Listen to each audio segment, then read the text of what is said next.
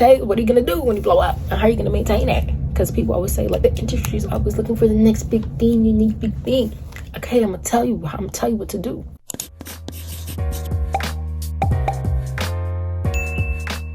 Hi, welcome to the channel. My name is Yetundeimann. I talk music, trends, astrology, all that good shit. And I'm from New York, so you know I gotta do vlogs and show off my fucking city. But y'all don't care about that. Y'all came for the title of the video, which is music reviewers and the general public are mean as fuck. And in this video, I'll be talking about my opinions on the music industry because I know what the fuck I'm talking about.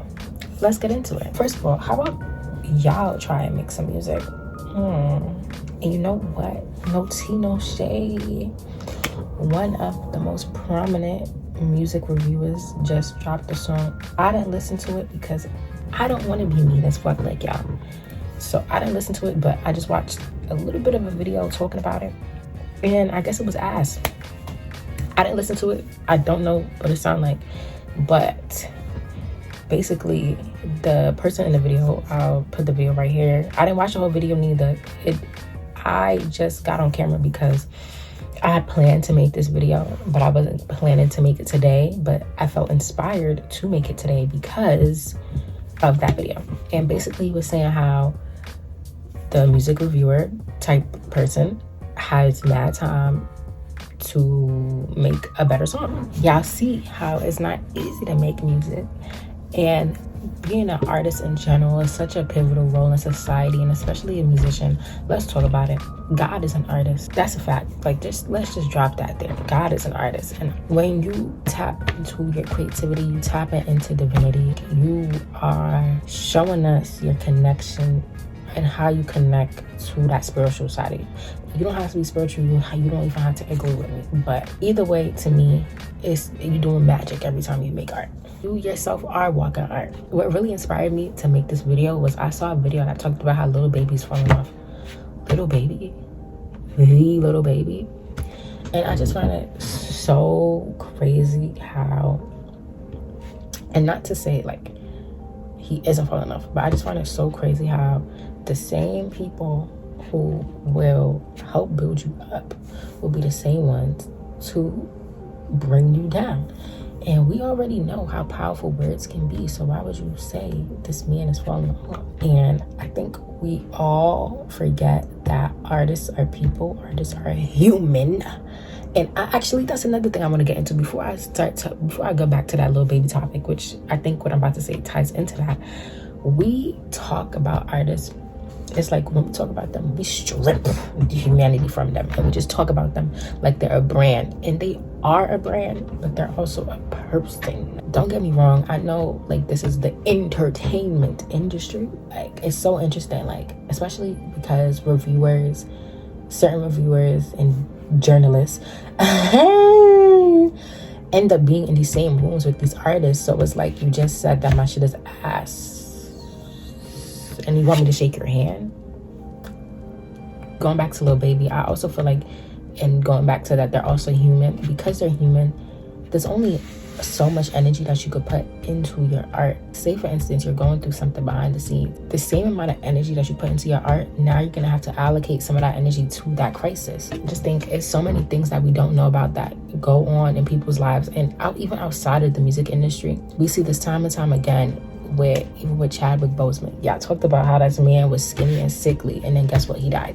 It's like, where is the compassion and the humanity for the same people who bring us joy, who bring us art, who bring us happiness through their creativity, through their talents, through their gifts? The thesis of this video, or part of the thesis of the video, is that we need to be more grateful to these artists, because actually not everyone can be creative, but not everyone has what it takes to be an artist on such a large level, period. When we critique artists, they do need sort of that drive. Like what Drake said, I had somebody tell me I fell off. Ooh, I needed that, right? They do need that drive, and to kind of influence them to think about their longevity, if longevity is something that they even want. Like, not everyone wants to be a musician forever. And we could see that with people like Eve. Like, she is a great rapper. She had a great run, but now she's chilling with her husband. She living her life, you feel me? Most people who make music, especially, they have investments in other areas, like for example, perfume and alcohol. We see that with Pink Friday 2, Senior. I think that's something we, and by we I mean artists and musicians, should think about. Instead of just saying, oh, little baby fell off, little baby fell off. I think little baby, advice that could actually be helpful to him is he could think about what his brand is. Because when I think little baby, I think 4PF, but that's about it. If he is gonna like think about the longevity of his career, and you know, I think in the video they said that he should, or I don't know if the video said that or someone in the comments was saying like other creatives could help him like tap into another level of creativity. That could help too, you know. This is why I don't trust the public, because y'all put people on the top just to drag them down. But also the right team is important. We know that the right team is important. I'm not gonna talk about all the artists that I feel like don't have good teams. Y'all do that all the time on Twitter. I'm not here for that. I wanna more so touch on things from the lens of how everything is spiritual. Like when people talk about falling off, I think it's easier to fall off when you're just a commodity and not like a brand. And let's talk about that. It's not terrible to be a commodity, but it's important to be able to pivot from that when it's time. I also think a lot of marketing is spontaneous these days. You're like, what do you mean by spontaneous? I'll give you an example outside of music. So back in my day, AirPods, when they first came out, they were ugly. People were making fun of those shits. They were like, why the fuck would you wear a fucking Tic Tac looking thing in your ear? Like, you look dumb. But one day during holiday season, they started making memes of Gordon Ramsay with AirPods in his ears and waves, and all of a sudden AirPods became cool. That to me is spontaneous marketing that Apple could have never done. I'm putting quotation marks because I feel like if I see it, then the big companies probably see it, because I'm just a little old me. What do I know? Okay, so it's me from the editing room, and from my research, someone already made this quote-unquote conspiracy theory 5 years ago. So that is so true. I remember AirPods being marketed as just like something for people with money. I do remember that. Marketing that comes from randomly from people who are either making fun of the product or using the product in a meme. I guess that's not spontaneous. That's meme marketing. Right now, meme marketing sells. Saw that with Ice Spice. When Munch first blew up, I would just like to say I've been an Ice Spice fan. I didn't need Munch to like her music. Basically, what I'm saying is memes are able, especially right now in this age of social media, memes are able to sway public opinion. Companies do try to market to us through memes, but because it's not spontaneous, it doesn't work and it feels forced and it's mad cringe. And I feel like with Ice Spice, it was spontaneous because they were just like making fun of her red hair, but then like because she's a baddie, they're like, I'm a munch. And like now men really are munches for her. Like, and I think it's so interesting because not a lot of women rappers have a male following. Even now, I be telling men like, okay, play Nicki Minaj, and they're like, you know, can't really. And I'm like, can't really what? You can't play the best rapper of all time? When I found her on Instagram, I don't remember how I found her, but I sent it to my friend because he followed her, and I was like, yo, she's bad as fuck. Why did you tell me about her? He was like, oh, I was gatekeeping her. You know how niggas are. Like, she would never even spit on you. But anyways. But I wish she did smaller shows for longer, because that's something that I want to touch on in terms of like being a commodity and longevity in the music industry, and how like sometimes blowing up very, very quickly isn't always good, but it's not a terrible thing if you can know what to do with all of that. And I feel like she's a Capricorn and she's doing a pretty good job, and I'm not really worried about that. But for you other people who are praying and crying and I want to blow up, I want to blow up, I want to blow up, you want to blow up, you want to blow up. Okay, what are you gonna do when you blow up? And how are you gonna maintain that? Because people always say like the industry is always looking for the next big thing, unique big thing. Okay, I'm gonna tell you what to do. You're welcome. The thing that you need to do is build a solid fan base. Build a solid fan base. As you know, the Barbs don't play, the Beehive don't play, Drake fans do not play. And you know why those fans don't play? Because those fans basically feel like not only did they see those artists grow up, we always want to look perfect and be perfect, but it's something special about growing and people seeing you grow. That's why I said I wish that she did more smaller knit shows, because she has songs that I really like How High. If the public want to hear Princess Diana and Acting a Smooch. So I watched the Ice Spice set on the Doja Cat tour, and she did the Underrated freestyle, and I do like that freestyle.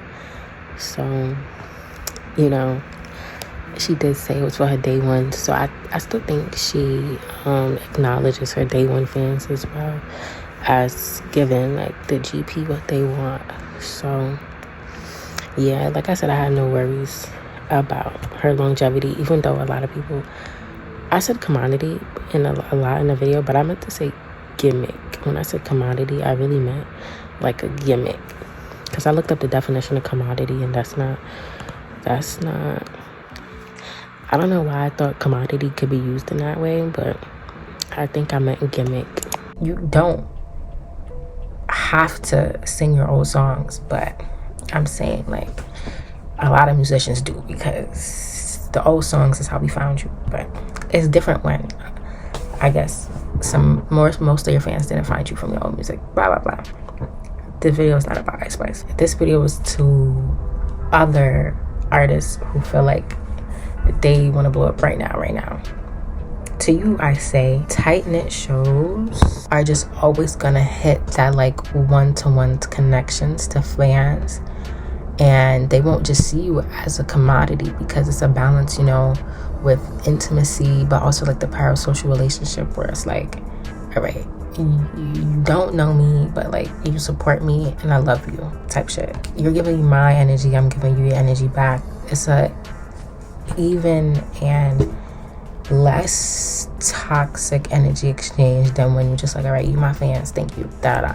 And as I was saying before, that's why people like Nicki and Beyonce have longevity, because like, yeah, the industry has changed drastically since they started, but their fans ain't changed. That part. Like that part. That's why I'm also super proud of Callie, because I can tell she's going to be in the industry for a long time, because she loves what she's doing and she does venues. Skipping venues and blowing up doesn't always help your career, you know, especially in the age of Aquarius.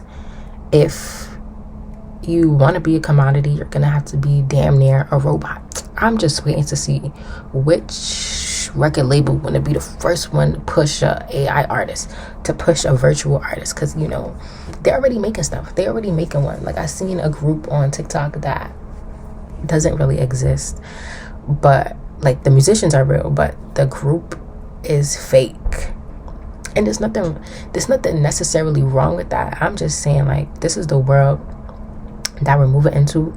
Like, you're gonna be competing with people who, since they're not human, people can project onto them all that they want, and they are the commodity, and it doesn't matter, because they don't have the same limitations as humans do. They're even more of a fantasy. Like, they're actually a fantasy, whereas artists now, they sell a fantasy, but they're human.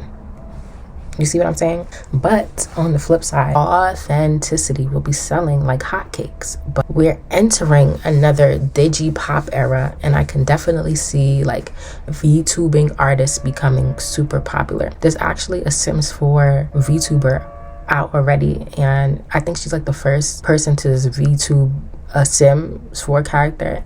And you know, Meta wants people in their metaverse so bad, and I think they're already starting to push virtual concerts. Like, y'all, they already in the acting and movie and TV show industry want to replace writers with goddamn AI. They're already trying to replace people. And I think your concern should not be blown up to be a commodity. Your concern should be, all right, do what you want, but to me it's like, how can I do what I love, and how can I find my audience? I think that's way more important. On a brief sub-tangent, La Russell, who was this Cali artist from the Bay, and a company that basically is validating every fucking thing that I said in this video is called Even, and I'm gonna put them right here so you can see. And basically they're a platform where artists can pay what they want for the artist's music. And this is how this ties into the Russell, because he's like one of the biggest artists on there. I think 22 G's is also on there. 22 G's, 22 G's, however you want to say it. He's also on there. And you know, I'm sorry to say it, y'all, but music is so fucking cheap. And music is not cheap to make. We have such a cheap and easy access to music, and we don't appreciate it. And we sit here and we drag these artists if you tell them they're falling off. And 1 minute they're falling off and they need to change their sound. Then we're saying, I miss the old you. I miss the way you used to sound. Even basically connects artists to their real fans. And not to say like people who are casual listeners, like it doesn't take away music from casual listeners, but it's a great way for people who really, really enjoy and fuck with that particular artist to support them and say, I see you and I value you. If you are on the music critique or just music enjoyer side, or if you're on the artist side, both of y'all need to say, I see and value you, for this shit to continue to work. We need to count ourselves lucky, or just be more appreciative, because no one else puts themselves on the chopping block in today's age. And I know I sound very fucking first world country problems with this. Trust me, I know this is a first world fucking problem. Okay? Like musicians, besides maybe athletes.